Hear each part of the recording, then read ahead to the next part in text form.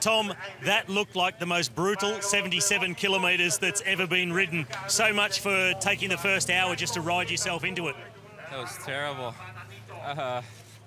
I felt pretty shit in the first few laps, but I was just hanging on last position of the first group, and after a few laps I found some rhythm, but it was incredibly hard. Yeah, I'm happy that it's done. Well, it's a real race of attrition. We saw riders being dropped and then some riders crashing out like Team Sky, and a lot of instructions coming from the team directors like your own saying, attack if you can. What were your thoughts when you were told, if you can, why don't you go on the attack?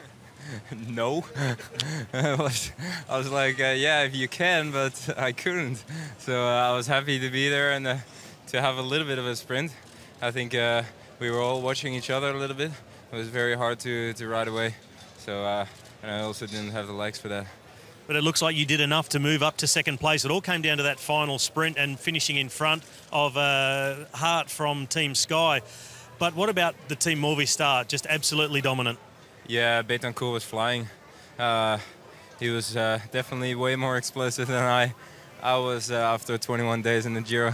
But yeah, they did really well. They had a couple of guys in the front, and yeah, it was good. They were good.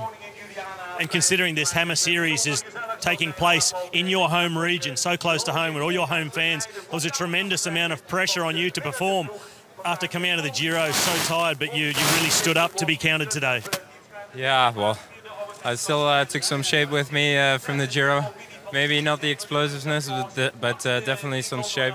So yeah, I went full gas, and that's all I could do today.